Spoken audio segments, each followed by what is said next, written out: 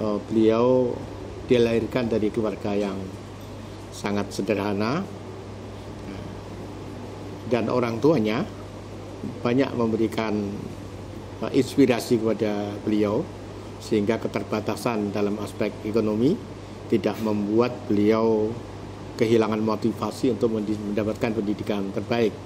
Maka sekolah, menyekolahkan anak kita, membawa anak kita ke pesantren seperti ke pesantren Al-Amanah ini pilihan super penting. Tapi akan semakin lengkap jika ada penguat sinyal.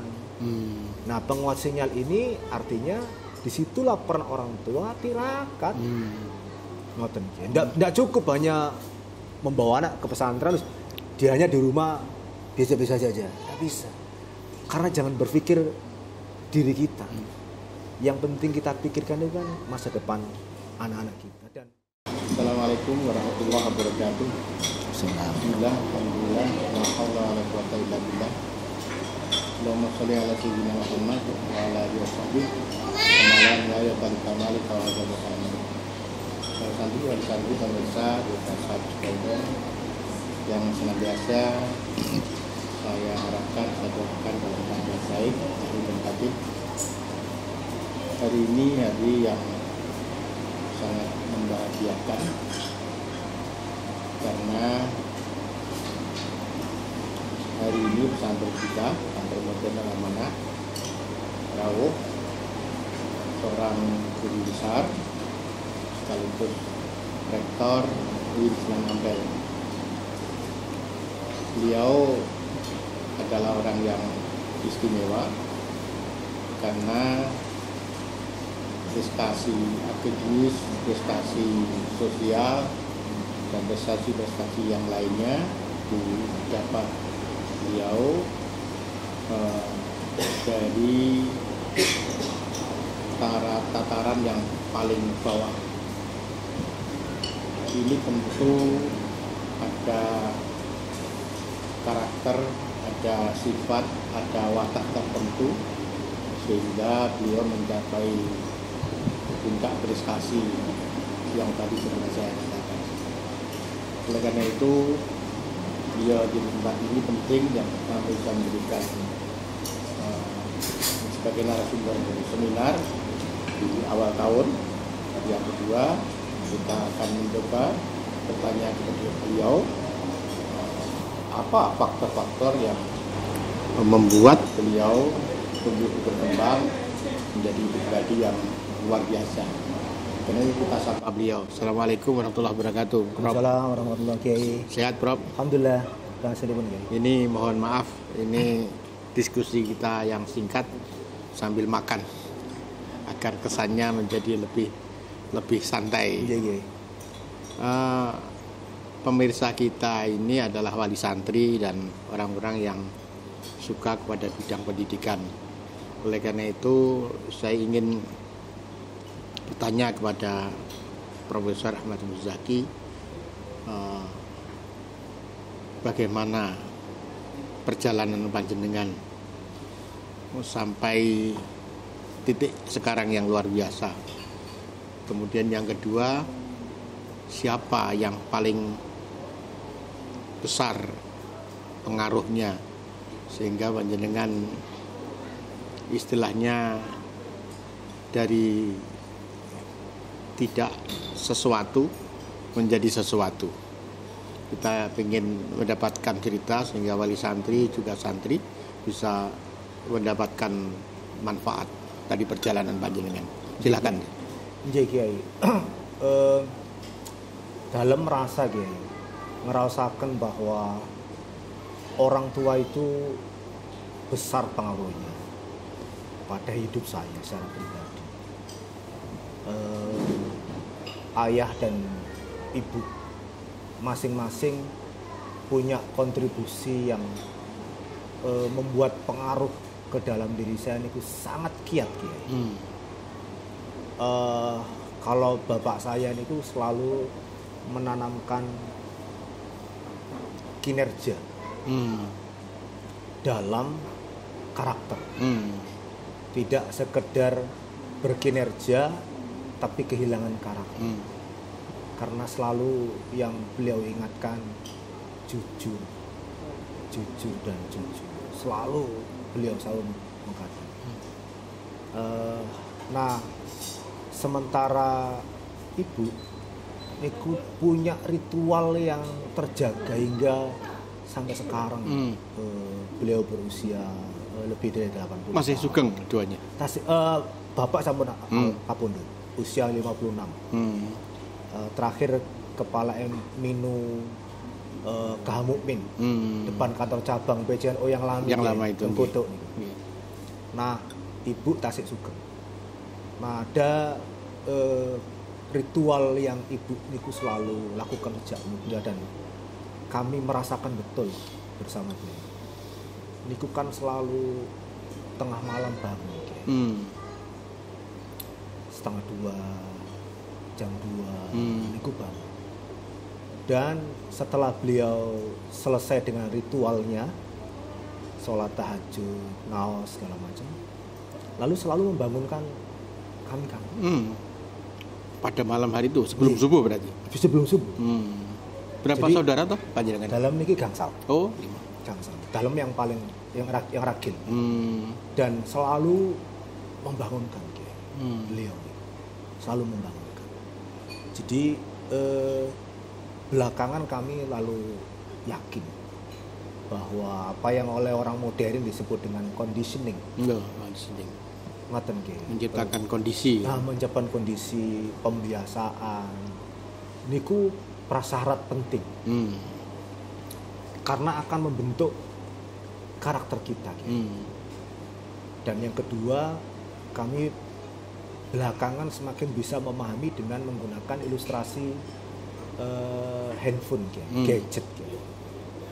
Sama-sama handphone kita ini umpama merek tertinggi lah hari ini umpami iPhone 14 yang harganya masih sangat mahal. Ini ada 2 orang punya sama-sama iPhone 14. Ya. Tapi kenapa kok kalau dipakai untuk main internet, koneksi internet, paket dan seterusnya itu kok tidak sama kecepatannya? Padahal handphonenya sama, device-nya sama. Oh, ternyata bukan device yang menentukan kecepatan terkoneksi digital. Ada penentu lain, yaitu SIM card. Kalau kartu SIM-nya itu menggunakan A yang harganya 50.000 dan B yang harganya 100.000 dengan kuota yang sama, niku hasilnya ternyata berbeda. Juga beda. Nah, dalam semakin percaya bahwa menyekolahkan anak itu penting dan membawa anak ke sekolah seperti ke pesantren Al-Amanah ini menjadi penting karena itu akan menciptakan conditioning. Tetapi itu akan sempurna jika seperti handphone kalau SIM cardnya berbeda. Apa itu SIM cardnya? Ternyata dalam menemukan dalam diri itu, kontribusi orang tua. Jadi tidak boleh kita sebagai orang tua berhenti membawa anak kita ini ke pesantren yang kita percaya, ke lembaga pendidikan. Tapi orang tua sendiri harus tirakat. Karena tirakat itu akan memperkuat sinyal kesuksesan putra putrinya, baik ayah maupun ibu.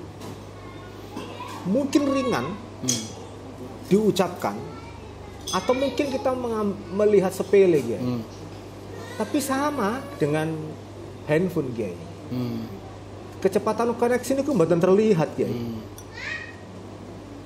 tapi sinyal juga mboten terlihat, tapi dampaknya kita bisa rasakan kecepatan kita beronline. Tirakat itu mungkin kita nggak bisa ngukur. Ritual-ritual yang dilakukan orang tua ini kita nggak bisa ngukur, nggak melihat. Tapi jangan pernah remehkan itu. Karena ternyata ujungnya memperkuat sinyal. Walaupun device-nya sama, handphone-nya sama, maka SIM card-nya beda. Maka sekolah, menyekolahkan anak kita, membawa anak kita ke pesantren seperti ke pesantren Al-Amanah ini pilihan super penting. Tapi akan semakin lengkap jika ada penguat sinyal. Nah, penguat sinyal ini artinya disitulah peran orang tua tirakat. Nggak cukup hanya membawa anak ke pesantren terus dianya di rumah biasa-biasa saja. Nggak bisa. Karena jangan berpikir diri kita. Yang penting kita pikirkan itu kan masa depan anak-anak kita. Dan dalam ngeraos sangat ya. Orang tua pada waktu itu kan guru ya, guru di MI. Tentu guru pada saat itu swasta juga kan. Leres. Itu betapa sangat terbatasnya gaji. Leres. Sementara panjenengan juga harus sekolah, nggak mengalami situasi sulit dalam aspek ekonomi. Dalam tase imut kayak. Waktu pertama kali dalam matur ke beliau, pingin kuliah. Ayah dalam niku dawuh, ya wis tak restui tak dongakno. Iku tok modale ayah untuk sampean. Soal bayar wis ayo didolek. Sampean yo ndolek ngoten to. Karena kalau dihitung ayah pasti gak mampu. Mulyano sampean pasti gak mampu. Dan ternyata awalnya kosong gitu. Tapi ternyata doa orang tua itu yang menjadi modal penting gitu. Karena dalam sejarah dalam meniti karir pendidikan gitu. Sedanten beasiswa gitu. Dados mulai begitu dalam matur pengin kuliah, ayah niku selalu bilang, wis tak dongak. Iku modal. Ternyata justru modalnya sangat penting, Kiai. Setelah itu kami kuliah di semester 1 ini kami alhamdulillah terbaik ke semua jurusan, Kiai. Saya terbaik pertama. Empun atau ngoten beasiswa terus, Kiai. Dalam, Kiai. Antos selesai. Kemudian S1, S2. S1 selesai beasiswa, S2 malih teng UIN Surabaya nggih beasiswa. S2 malih teng dalam itu enggak ada 3 kali S2 gitu. S2 yang kedua, ketiga soalnya juga beasiswa. Kemudian S3 lagi juga beasiswa. Umpami di total ngoten nggih kalau pas kuliah teng OSA nggih puluhan miliar. Mboten mungkin. Tapi dalam wastani ngeten, Allah karim mungkin nih doa ayah ibu saya. Ternyata doa itu lebih canggih, lebih besar pengaruhnya daripada modal berupa uang gitu.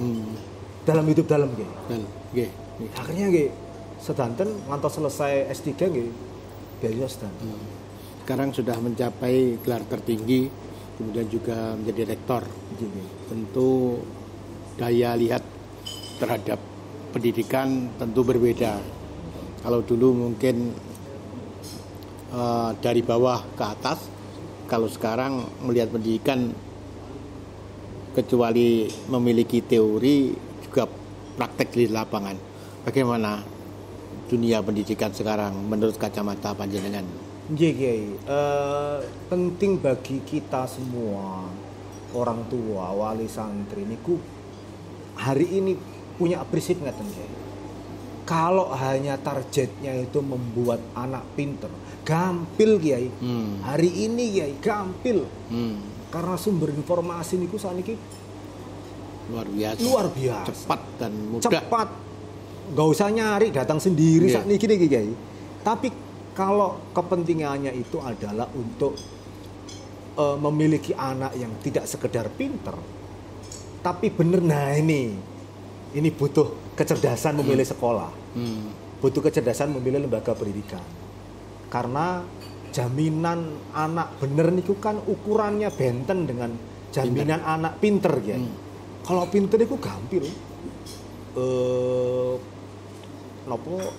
Adakan aja fasilitas internet yang cukup cepat ya, dan mereka bisa mencari informasi dengan sendirinya.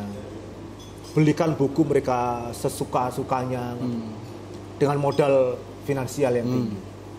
Tetapi jangan pernah lupa bahwa bibit yang baik itu kalau tidak ditanam di lahan yang baik, itu tidak akan tumbuh dengan baik. Maka penting hari ini kita sebagai semua orang tua ini untuk cerdas berpikir bahwa kita harus mencari ini yang kira-kira lembaga pendidikan yang bisa menjamin anak saya supaya jadi anak yang benar, tidak sekedar anak yang pinter. Nah, membawa putra-putri kita ini ke pesantren dengan jaminan pembelajaran kitab kuning, tradisi ibadah yang kuat, kemudian apalagi ada lembaga pendidikan formalnya yang terjaga, terjamin. Ini adalah bagian dari ikhtiar kita untuk bisa mendapatkan arah untuk mencetak anak masa depan yang benar. Keranten tantangan kita hari ini berbeda dengan yang dulu-dulu. Apalagi ke depan 10-20 tahun yang akan datang niku perubahannya akan sangat luar biasa cepat ya. Nah, di situasi seperti itu tidak ada cara lain. Yang kita bekali kepada anak-anak kita ini bukan sekedar modal otak ya, tapi modal hati. Jadi orang tua diperlukan kemampuan untuk memilih lembaga pendidikan sekaligus riyadhah lah, untuk terus memberikan semacam dukungan spiritual kepada putra-putrinya. Tidak cukup misalnya dicerahkan ke lembaga pendidikan. Kan panjenengan ngalami itu. Mengalami itu. Karena yang kami sering tulis, yang kami sering ceramahkan itu basisnya adalah sesuatu yang sudah dalam alami piyambak dalam itu. Jadi kalau kemudian hari ini orang tua merasa cukup membawa putra-putrinya ke lembaga pendidikan yang mereka percayai lalu di rumah kok leha-leha saja, nah ini yang nggak sempurna nih. Ini ada hal yang belum sempurna dalam hidup beliau, karena kita masih punya tanggung jawab untuk mengantarkan masa depan anak-anak kita yang kita sendiri tidak pernah tahu ya. Seperti apa tingkat perubahan ke depan, seperti apa perjalanan hidup anak kita, seperti apa.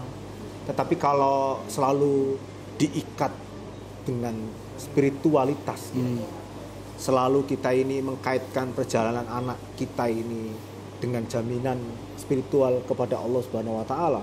Ini kan sinyal akan terus kuat ya.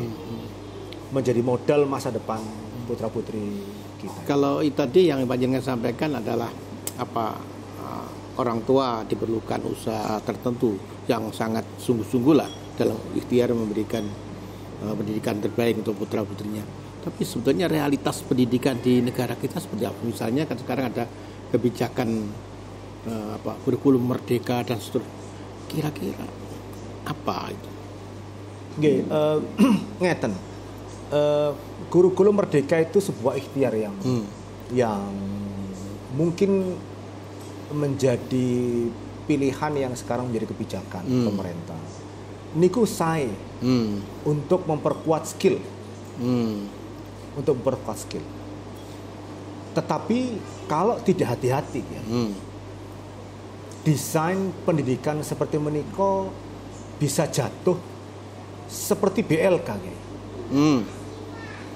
Balai Latihan Kerja. Karena yang kita lakukan itu menyiapkan mereka untuk dekat dengan pasar kerja. Ngaten ya. Padahal pendidikan kan tidak berhenti di situ. Ya. Ini bukan soal kesiapan mereka masuk pasar kerja semata-mata, tapi kesiapan mereka memasuki dunia mereka sendiri masa depan yang bisa saja dalam 5 tahun berubah, 10 tahun berubah. Nah, yang kita lakukan anak-anak kita pada dimensi hari ini, Kiai, kalau tidak disiapkan betul untuk berorientasi kepada masa depan, Kiai. Dan itu artinya yang kita berikan kepada anak-anak kita ini bukan keterampilan teknis, tapi kecakapan hidup yang disebut oleh orang modern, orang barat itu dengan istilah life skills. Kecakapan hidup. itu juga akan menjadi faktor yang bisa membuat konsep merdeka belajar itu bisa mengalami situasi yang tidak pas di masa yang akan datang. Karena kalau pendidikan kita jatuh hanya berhenti seakan-akan seperti mencari kerja ya niku akan mencabut kita dari akar kepentingan pendidikan sebagai instrumen menyiapkan sumber daya yang baik untuk memasuki dunia sendiri pada masa yang akan datang.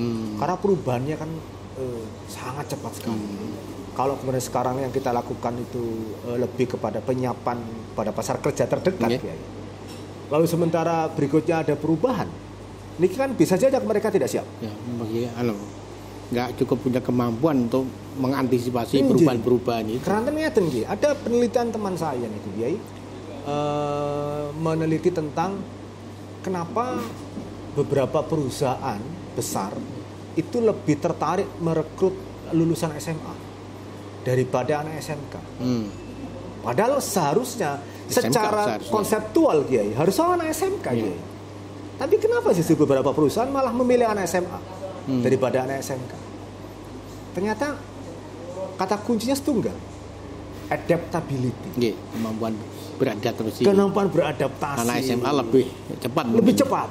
Ngaten Kiai niki terkait dengan soal bagaimana mereka dibesarkan ketika mereka 3 tahun di SMK itu. Nah, kalau anak SMA ini kan bukan dihadapkan kepada teknis yang hari itu, tapi soal mindset, pola pikir, sehingga tingkat kemampuan beradaptasinya lebih cepat, lebih tinggi. Nah, yang kedua, pelajaran dari penelitian teman dalam itu menunjukkan kepada kita bersama bahwa pendidikan tidak boleh hanya berhenti kepada kebutuhan pasar kerja hari ini, tapi harus dipikirkan tugas dan fungsinya untuk menyiapkan life skills sekaligus juga soft skill. Soft skill itu berarti karakter, urusan soal spiritualitas dan seterusnya. Karena itu menjadi modal mereka untuk memasuki masa depannya sendiri. Nah, tentu kemungkinan besar berbeda dengan sekarang. Sangat mungkin. Dan kemungkinan besar itu indikatornya sampun terlihat Kiai. Sama-sama bermain IT hari ini, ngaten Kiai. Sudah orang sekarang sudah nggak lagi pakai email Kiai. Anak-anak kita sudah nggak mengenal lagi email. Yang mereka kenal adalah DM, personal chat, ngaten Kiai. Sudah nggak kenal lagi email. Jadi personal chat kalau dia WhatsApp, kemudian direct message kalau dia Instagram. Mereka lebih akrab itu. Sudah mereka nggak ditinggalkan itu dunia email dan seterusnya. Nah, ini sama-sama IT saja sudah perubahannya sangat cepat. Apalagi kemudian hari ini wonten namanya aplikasi rednya. Enggak. Niku kan lebih menantang malih Kiai. ChatGPT dan seterusnya yang kira-kira orang ngapain sibuk-sibuk, masukkan aja kira apa, masukkan aja akan keluar sendiri, bikin makalah sendiri. Bikin makalah sendiri. Lah kalau begitu kan lalu pertanyaannya, ya nggak butuh guru dong. Ya betul. Mengalami situasi hari ini. Para santri, wali santri, pemirsa, kita akan berbincang dengan beliau. Mungkin nggak ada habisnya kalau beliau memang seorang pakar dalam bidang pendidikan. Di samping memang beliau seorang rektor perguruan tinggi ternama di Surabaya. Tapi dari perbincangan singkat tadi kita bisa mengambil pelajaran bahwa beliau dilahirkan dari keluarga yang sangat sederhana dan orang tuanya banyak memberikan inspirasi kepada beliau, sehingga keterbatasan dalam aspek ekonomi tidak membuat beliau kehilangan motivasi untuk mendapatkan pendidikan terbaik. Karena mungkin doa orang tua dan motivasi yang beliau miliki, sehingga beliau menyelesaikan pendidikannya seluruhnya, S1, S2, S3 dengan beasiswa. Cara pandang beliau tentang kurikulum merdeka dan lain-lain sangat menarik. Insya Allah dalam kesempatan yang lain akan kita teruskan karena kita terbatas oleh waktu. Semoga ini bermanfaat. Terima kasih Prof. Semoga bermanfaat untuk kita. Dan terima kasih atas perhatiannya. Allahumma fiqillah wa mithorik. Assalamualaikum warahmatullahi wabarakatuh.